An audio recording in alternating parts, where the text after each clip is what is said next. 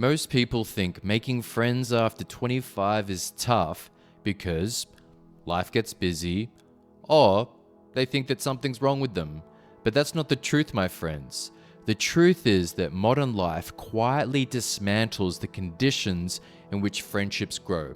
And unless you understand these conditions, chances are you're going to be blaming yourself.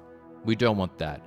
So today I want to walk you through why adulthood creates loneliness and how psychology explains it, and exactly what you can do to rebuild the social world that feels grounded, meaningful, and livable.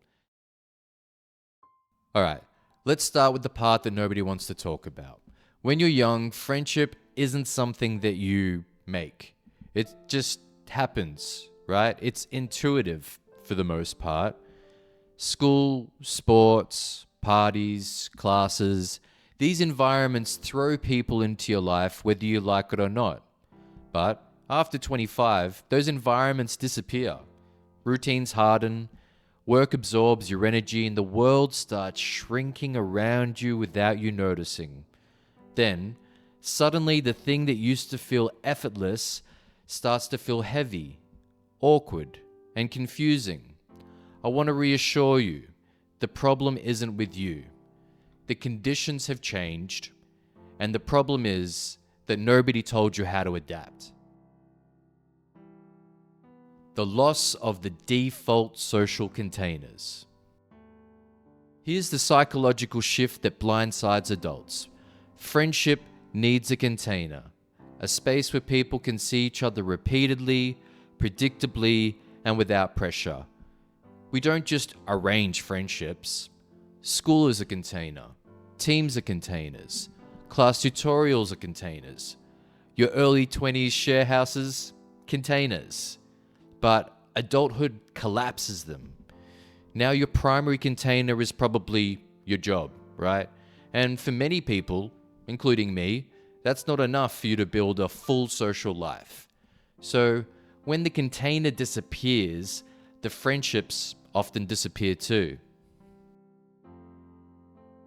So there's this other shift that happens around 25 that absolutely destroys social growth.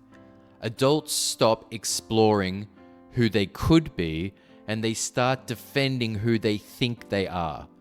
So when you're young, you join clubs, you try hobbies, you meet new people, and experiment with your identity. But adults flip into identity maintenance mode. So you avoid situations where you might feel inexperienced or awkward. And the result? Your social world contracts. It shrinks. Not because you don't want friends, but because you're avoiding the discomfort that creates them. The things we're actually avoiding. Most adults don't avoid socializing. Most of us enjoy socializing, but we avoid the feeling around socializing. The awkwardness of being the new person, the vulnerability of introducing yourself, the fear of being judged, compared, or overlooked, and the uncertainty of whether you'll actually fit in. So we say things like, I'm tired, I'm busy, I'll go next week, when really, we're protecting ourselves from exposure. Loneliness isn't caused by lacking friends, it's caused by avoiding small emotional risks. The avoidance of emotional risks creates a feedback loop called the social inertia loop, right? So what this means is less interaction leads to less confidence, leads to less initiation, and that leads to even less interaction again. So your nervous system is beginning to associate socializing with danger, not connection. But here's the hopeful part. The loop works in reverse too, okay? Small interactions rebuild the confidence. Confidence rebuilds initiation, and the initiation rebuilds connection. So don't think that you're socially broken. You're probably just out of practice, right?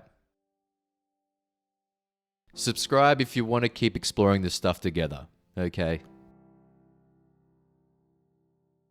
Here's a model that instantly reduces social anxiety. Dunbar's number. That's easy to remember, hey? Dunbar's number. Humans naturally have these layers of connection, kind of like social bandwidth, yeah? And here's the rough layers and limits that we're wired for.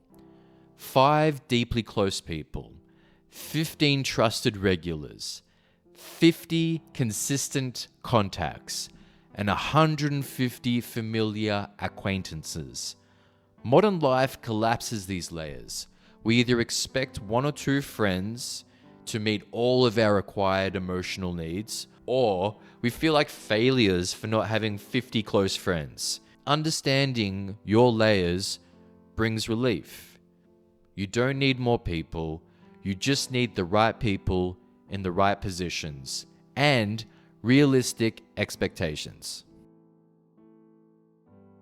The 3 principles that actually build friendship. Once you understand your social bandwidth layers, here are the 3 principles that make friendship more predictable. Number 1, proximity. That's repeated exposure. Not one event, we're talking about consistent collisions. Number 2, reciprocity. That's warmth that goes both ways. Responding, remembering, and returning. 3, vulnerability. Not oversharing, just being real enough so people can actually connect to you. Friendship isn't magic. It's principles plus repetition. Practical steps. What to do this week.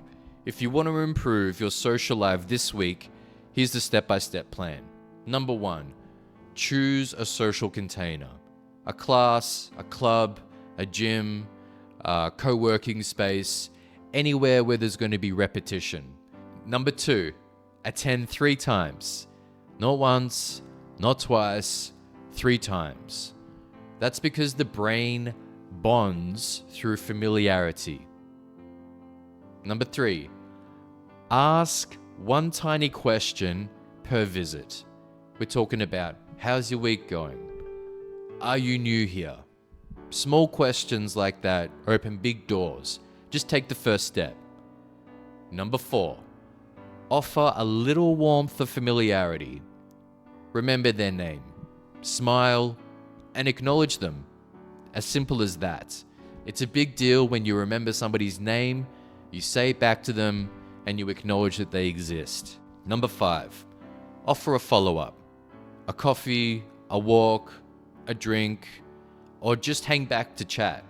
Okay, it's as simple as that. And this is how adults actually build connection.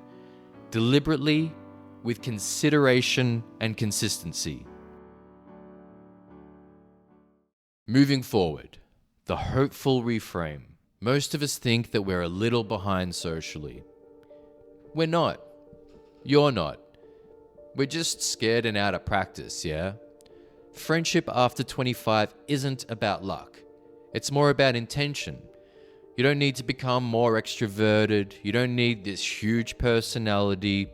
Maybe you need some personal growth, but really you just need to start taking small social risks.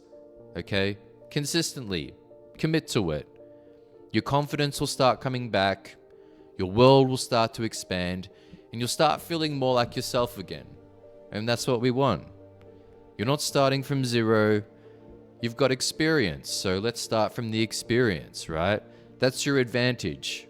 You've been here 1/4 of a century or more. Let's use some of that knowledge and put it into practice. If you want to be part of a space that thinks about connection in this way, with honesty and depth, bit of patience, you're welcome here. Subscribe if you want to grow this with me, and thank you for joining me today. Be on your way.